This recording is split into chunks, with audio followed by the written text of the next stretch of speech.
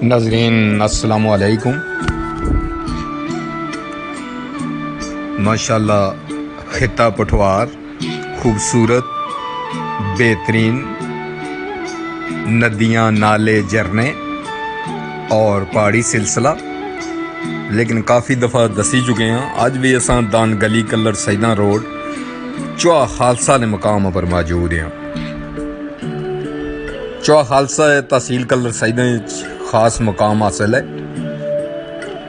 BHU मौजूद है 24/7।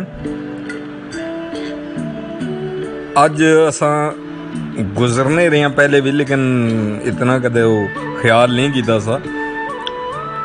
अज इतफाक होया कि काफ़ी सारे पानी आया सा, तकी गिनो जी हालत हो चुकी है इस पुलै नी, इंतहाई खतरनाक हो चुके हैं। किसी वक्त भी बड़ा हादसा रूनमा हो सकना। वैद पुल है चौहा खालसा वाला इस कस्से पर, जिसने तू चौहा खालसा और इसने तू अगर सरसूबा शाह या इधर समोट है या आल पंडोड़ा है या पंडोड़ा है, और इसने तो अलावा डडियाल आज़ाद कश्मीर चकसवारी इस्लामगढ़ मीरपुर और रिलेटेड एरिए जितने भी इसने विच हैं वो सारे इसने तो मुस्तफीद होने।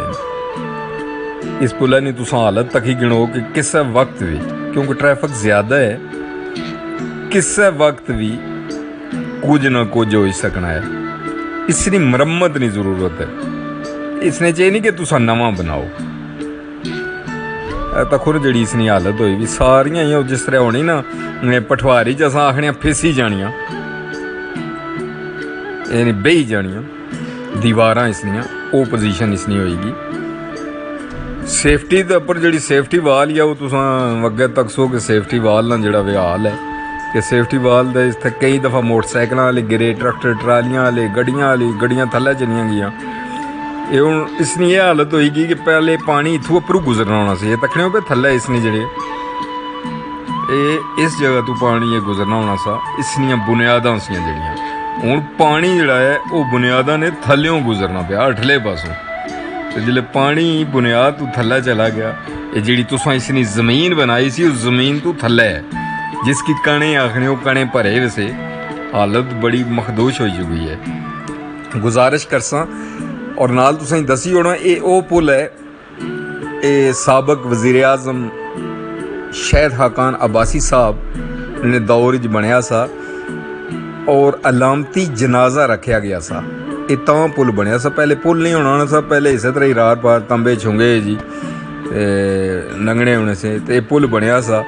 तो अलामती जनाजा इतना लोग खलते वैसे, मैं भी उत्थे मौजूद सा उस वक्त, काफ़ी अरसे नहीं गल है। शहीद खाकान अब्बासी साहब ने एक मामने खसूसी है, उस्मान अब्बासी साहब आए तो उन्हें आखिया जी तुसां ये जेह्ड़ा अलामती जनाजा आ ये ना पढ़ो तो असां जेह्ड़ा पुल बनाई ओड़सां। इसका मतलब जनाजे वाला पुल है ना, इसना असल जेह्ड़ा है जनाजे वाला पुल है। तो हुण जेह्ड़ा हुण केह्ड़ा बंदा ये करसी जी, मैं हुण दसो ठीक केह्ड़ा करसी। पुल बेही गया हुआ है, इसने ट्रैफिक अगर ये चला गछना या पुल गिरी जाना, एक तो नुकसान हो तो होसी वक्त तो पहले दसने पे। दूआ गुजरगाह केड़ी होसी इतों बहुत बड़ी ट्रैफिक ही है। सारा पूरा इलाका भी पिंडी इस्लामाबाद अटैच है।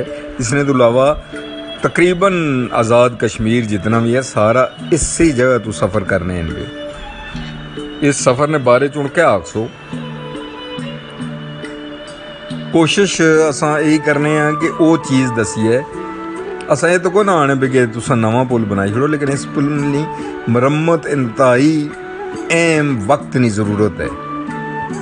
मेहरबानी करो अहबाब अख्तियार, असां किसकी आखिए जी, पुलै ने पैसे या रोडा ने पैसे या मरम्मत ने जेह्ड़े तुसें यार महीने भी लब्भने पे, ओह् कुण खाना है पिया।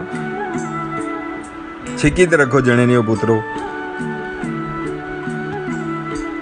मेहरबानी करो। ये तक्को जी सैडा पर रोड तो चलो तुसां ये रोड ही जी दन गली तू कलर सईदा जानी भी तो हालत तक ही गिनो इत्थे। उम्मीद असां करने हैं बे कि कोई ना कोई जड़े ना पुत्र दिसना तो मुश्किल ही है, लेकिन उम्मीद पर दुनिया कायम ही है। मतलब जड़े ना पुत्र कोई उठे तो आखे जी ये पुल मरम्मत होना चाहिए। मरम्मत ना होया ढई पैसी ढट्ठा जिला तो पैसे कुसने लग सन, महंगाई साढ़े सिर है परे, फिर टैक्स लाओ साढ़े परे। तरह इन्हां नियां मैंबरान नियां जितने भी मैंबर हैं कौमी असैम्बली ने सूबाई असैम्बली ने, पैसा साढ़ा ही है ना, महंगाई उसी तू नहीं गया।